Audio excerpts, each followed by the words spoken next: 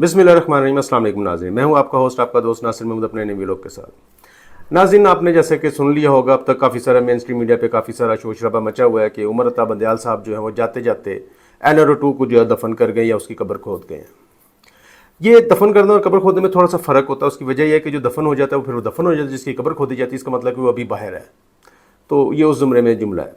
अब हालात वाक़ियत ये है कि जो सारी की सारी PDM है वो इस वक्त NRO2 की वजह से जो है वो काफ़ी परेशान हो सकती है।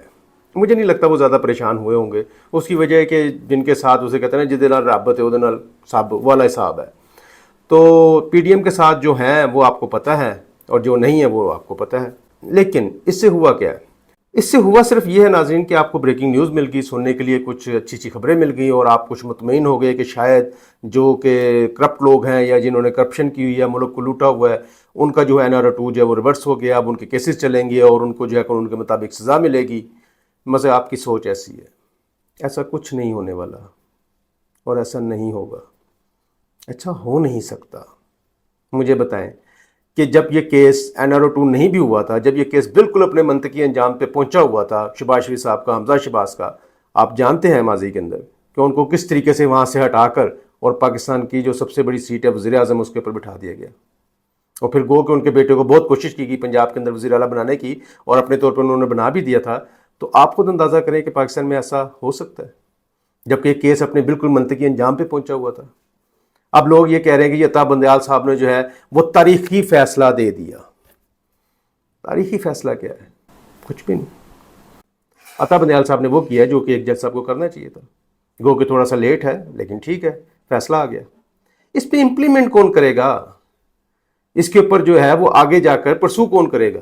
लोग तो अब जो दूसरे तज्जियाकार हैं या जो दूसरी साइड के तज्जियाकार हैं वो तो ये तज्जिया करते फिर रहे हैं कि जी ये अभी इसके अंदर जो है वो अपील होगी, उसके बाद जाकर फिर जो है वो जो उनके जहन में है काजी फाइज ईसा साहब, उनके अदालत के अंदर जो है ये कालादम करार दिया जाएगा फैसला।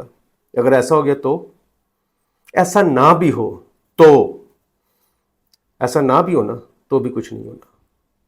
हालात वाक़ियत आपके सामने, आपके मुल्क के। अब हुआ ये है कि इस फैसले आने से बहुत ज़्यादा शोर मच गया कि यूसुफ रज़ा गिलानी साहब, खाकान अब्बासी साहब, हमजा शहबाज, नवाज शहबाज तो ज़ाहिर बात होने ही होने, आसिफ जरदारी, उनके मसे के और दूसरे उनके रुफ़का, मुराद अली शाह, मसे कोई तकरीबन 2200 केसेस, तकरीबन 2200 केसेस कम बेश जो है वो दोबारा रीओपन हो जाएंगे, उनकी दोबारा इंक्वायरियाँ शुरू हो जाएंगी और ये सारे मामला चल जाएंगे। आपको पता है कि ये केसेस रीओपन कैसे होंगे? ये केसेस रीओपन जब होंगे जब नैब का चेयरमैन अपने दस्तखत करके उसकी इजाज़त देगा या वो किसी के खिलाफ कोई भी इंक्वायरी की इजाज़त देगा। और आपको शायद इल्म नहीं है कि नैब का चेयरमैन इस वक्त कौन है। खैर आगे चलते हैं नाज़रीन। ये जो खबरें आ रही है ना, ये मुझे ऐसा लगता है कि हम लोगों को इधर उधर करने की बात है, क्योंकि जो हालात वाक़ई बड़े लेवल पे, जैसे हम कहते हैं ना गेम चेंजर लेवल के ऊपर जा रहे हैं, वो बड़े ख़तरनाक है। जब मैं उनका तज्जिया कर रहा हूँ या उनके ऊपर मैं सोचता हूँ तो वो बहुत ख़तरनाक है। हमें तो यहाँ पे लगाया हुआ है कि जी बंदयाल साहब ने NRO2 दफन कर दिया, आज इमरान खान साहब की ज़मानत कैंसिल हो गई, आज इमरान खान साहब को अंदर किया हुआ है। इंटरनेशनल लेवल पे क्या हो रहा है? अभी आपको एक और ख़बर दूँ कि पाकिस्तानी कश्मीर को भी एक फुटेज के अंदर इंडिया का कश्मीर दिखा दिया गया है।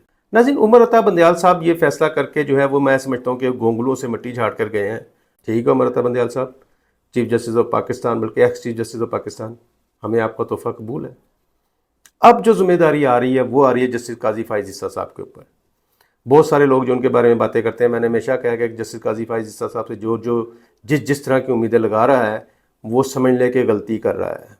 मुझे नहीं लगता कि जस्टिस काजी फाइज ईसा साहब उस तरह की उम्मीदें या उन लोगों की उम्मीदें पूरी करेंगे।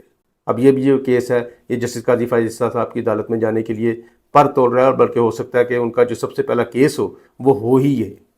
जब वो हलफ उठाएं तो उनकी अदालत में या उनके बेंच के, उनके ज़ेरे निगरानी जो बेंच बने, तो वो सबसे पहला जो केस हो तो वो यही हो। ये समझ लें कि आते साथ जस्टिस काजी फाइज ईसा साहब को इम्तिहान में डाल दिया गया है। और मुझे ऐसा लगता है उमर अता बंदयाल साहब ने अपने जाने तक का इंतज़ार किया और अपने आखिरी दिन इस केस के फैसले को सुनाकर जस्टिस काजी फाइज ईसा साहब के लिए एक चुनौती जो है वो देकर चले गए हैं। अब वो इस चुनौती से कैसे निकलते हैं, कैसे नहीं निकलते, ये आने वाला वक्त बताएगा। और यही केस फैसला करेगा हर चीज़ का। मतलब हर चीज़ से मुराद मेरी कि नवाज शरीफ वापस आएंगे कि नहीं आएंगे, पाकिस्तान में इलेक्शन होंगे कि नहीं होंगे, करप्शन जो है वो ख़त्म होगी कि नहीं होगी, पाकिस्तान में माफियाज़ का राज ख़त्म होगा कि नहीं होगा। ہر چیز جو وہ اس کیس کے اوپر منحصر ہو چکی ہوئی ہے۔ اگر اس کیس کا فیصلہ وہی ہوتا ہے جو جسٹس بندیال صاحب دے کے گئے ہیں، جسٹس قاضی فائز صاحب بھی یہی فیصلہ دیتے ہیں، تو آپ سمجھ لیں پاکستان تھوڑا سا اپنے ٹریک کے اوپر چل پڑے گا، اور اگر نہیں ہوتا تو آپ سمجھ لیں جو حالات اس وقت ہیں اس سے بدتر ہوں گے۔ بہت سارے لوگ کہہ رہے ہیں کہ جی نواز شریف صاحب کی جو ہے وہ ٹکٹ کینسل ہو جائے گی، یا ان کے پلیٹ ٹیسٹ گر جائیں گی، یا ان کے یہ معاملات ہو جائیں گے، یا وہ معاملات ہو جائیں گے۔ مجھے ایسا نہیں لگ رہا۔ مجھے ایسا لگ رہا ہے جب انہوں نے آنا ہوگا نا، اور جنہوں نے اس کو لانا ہوگا، آپ اسحاق ڈار کے آنے کو بھول گئے ہیں، اس کو یاد کر لیا کریں۔ وہ گئے بھی وزیر اعظم کے جہاز میں تھے اور آئے بھی وزیر اعظم کے جہاز میں تھے۔ تو جب کسی نے کچھ جانا ہوتا ہے تو وہ جا بھی سکتا ہے، اور جس نے جب آنا ہوتا ہے تو وہ آ بھی سکتا ہے۔ معاملات کہیں اور طے ہوتے ہیں، یہ آپ کو بھی پتہ ہے اور ہم کو بھی پتہ ہے۔ اب یہ کوئی ڈھکی چھپی بات نہیں۔ سب سے اچھی بات پاکستان میں پتہ کیا ہوئی ہے کہ پاکستان میں نا اب کوئی چیز ڈھکی چھپی نہیں رہ گئی، اب کھلم کھلا ہے۔ جو ہوتا ہے وہ کھلم کھلا ہوتا ہے، یہاں پہ کوئی چیز اب ڈھکی چھپی نہیں ہے۔ یہ اچھی بات ہے، میں سمجھتا ہوں کہ یہ بہت اچھی بات ہے۔ میں آج ایک خبر پڑھ رہا تھا، بلکہ ہو سکتا ہے کہ میں آپ کو اس جگہ وہ اخبار کا جو تراشا وہ لگاؤں اپنے ویلوگ کے اندر، کہ 1972 میں خبر لگی ہوئی تھی اخبار میں کہ چینی چوروں کو نہیں چھوڑا جائے گا۔ 2023 ہے جناب، آج بھی پاکستان میں یہی حال ہے۔ آئے دن خبریں سنتے ہیں چینی چوروں کو نہیں چھوڑا جائے گا، اتنا بڑا کمیشن بنا، اتنی بڑی اس کی رپورٹیں آئیں، جہانگیر ترین صاحب کو نااہل کیا گیا، سب کچھ ہوا، یہ کر وہ کر۔ مافیا اپنی جگہ موجود ہے، میں اس میں جہانگیر ترین صاحب کو مافیا کا حصہ نہیں کہہ رہا، میں چینی چور مافیا کی بات کر رہا ہوں کہ مافیا اپنی جگہ موجود ہے۔ 1972 کی خبر اور 2023 آج بھی سیم وہی حالات ہیں۔ ہم بڑے نا پکے ہیں اپنی بات کے، ہم بڑے پکے ہیں، ہم بڑے پکے پاکستانی ہیں، ہم نہیں بدلے۔ 70 سالوں میں دنیا بدل گئی، وہ ہماری تو خبریں تک نہیں بدلی، آج بھی وہی حال ہے، سیم۔ کرپشن، چینی چور، آٹا چور، بجلی چور، وہی حال ہے، سیم ویسے ہی چل رہا ہے۔ تو ہوئے نا ہم پکے، ہم بڑے پکے ہیں۔ اب مزیدار ایک بات، جو نیب ترمیم ختم کی گئی عمر عطا بندیال صاحب کی طرف سے، تو ہمارے موجودہ وزیر اعظم صاحب انوار الحق کاکڑ اور ان کے بیٹے بھی اس کی زد میں آ چکے ہوئے ہیں، اور پاکستان کی تاریخ میں یہ بڑا ہی المیہ ہے۔ کوئی وزیر اعظم یہ ایسا نہیں آیا جو نیب زدہ نہ ہو۔ جب سے نیب بنا ہے ایسا کر لیتے ہیں کہ جب سے نیب بنا ہے نا، جب سے کوئی وزیر اعظم ایسا نہیں آیا جو نیب زدہ نہ ہو۔ اب لوگ کہیں گے عمران خان صاحب، ہاں ٹھیک ہے، عمران خان صاحب کے اوپر اس طرح سے الزامات نہیں تھے، لیکن اب ان کے اوپر بھی الزامات ہیں، کیونکہ ان کے اوپر ہوتے ہی الزامات ہیں۔ کاکڑ صاحب پہ الزامات ہیں، ثابت تو نہیں ہوئے۔ شہباز شریف صاحب پہ الزامات ہیں، ثابت تو نہیں ہوئے۔ نواز شریف پہ الزامات ہیں، ثابت نہیں ہوئے۔ گو کہ ان کو سزا ہو گئی، وہ سزا کے بعد وہ آگے چلے گئے اور معاملاتی ہو گئے۔ اب آتے ہیں اسی بات کے اوپر ایک خبر کے اوپر۔ آئی جی جیل خانہ جات نے کہا کہ جی میں بات نہیں کراؤں گا، ایسی کوئی قانون کی شک نہیں ہے جس میں بات انٹرنیشنل بات کرائی جا سکے عمران خان صاحب کو ان کے بیٹوں سے۔ تو میں یہاں پہ اپنے قانون کے جو رکھوالے ہیں یا قانون کے کرتا دھرتے ہیں ان سے صرف ایک سوال کروں گا کہ جب مریم نواز کو یہاں پہ ریلیف دیا گیا تھا کہ باپ کی تیمارداری کے لیے اس کو جیل سے چھوڑا جا رہا ہے، اور جبکہ ان کے باپ صاحب جو ہیں وہ چلے گئے تھے پاکستان سے، تو آج بھی وہ ذات پھر رہی ہیں یا تب تک وہ ذات پھرتی رہیں، تو اس میں وہ کون سا قانون کی شک تھی؟ جسٹ ایک سوال ہے، مطلب کہ آپ ایک بات نہیں کروا سک رہے۔ ویسے آپ نے تیمارداری کے لیے ایک ملزمہ کو یا ایک مجرمہ کو جن کو سزا ہو چکی تھی ان کو چھوڑ دیا باپ کی تیمارداری کے لیے۔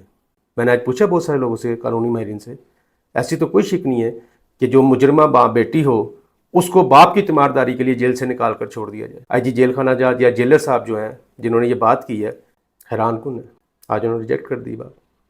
ٹھیک ہے بھائی، آپ کی مرضی ہے، آپ جیل کے جسے کہتے ہیں منتظم اعلیٰ ہیں، آپ کی مرضی ہے، عدالت نے حکم دیا ہوا تھا، آپ نہیں کروانا چاہتے نہ کروائیں، لیکن آپ قانون کی بات نہ کریں۔ آپ جو قانون کی بات کر رہے ہیں نا اس سے تھوڑا اختلاف ہے مجھے، باقی بات کروانا نہ کروانا وہ آپ کی اپنی مرضی۔ کل میں نے اپنے ویلوگ میں کہا تھا کہ عمران خان صاحب جو ہے وہ جیل میں بیٹھے اپنی ضمانت کے انتظار میں نہیں بیٹھے ہوئے۔ عمران خان جو جیل میں بیٹھے ہوئے ہیں وہ اپنی ضمانت کے انتظار میں نہیں بیٹھے ہوئے۔ آج میں ایک اداریہ پڑھ رہا تھا بہت پرانا، تو اس میں بھٹو صاحب کا ایک ذکر آیا۔ بھٹو صاحب نے کہا تھا کہ مثلا انہوں نے امید رکھی تھی اپنی پارٹی سے اور اپنی قوم سے کہ وہ مجھے آ کر چھڑائیں گے، تو پھر اس کے بعد انہوں نے ایک الفاظ کہتے تاریخی، وہ اس کتاب میں لکھے ہوئے، تو میں تو ان لفاظوں کو تاریخی ہی کہوں گا۔ انہوں نے کہا تھا کہ میری پارٹی مجھے زندہ نہیں مردہ چاہتی ہے۔ تو مجھے لگ رہا ہے کہ جسے کہا جاتا ہے نا کہ تاریخ اپنے آپ کو دہراتی ہے، تو مجھے لگ رہا ہے کہ یہی معاملہ ابھی بھی چل رہا ہے. میری ویڈیو سے کسی کی دل آزاری ہے تو میں پیش کی معافی چاہتا ہوں. میرے چینل کو سبسکرائب کریں، لائک کریں، شیئر کریں، کمنٹ دوست میں لازمی بتائیے گا میری ویڈیو کیسی لگی. اگلی ویڈیو تک لے جا چاہیے، تب تک مجھے اور پاکستان کو اپنی دعاؤں میں یاد رکھیے گا. پاکستان زندہ باد.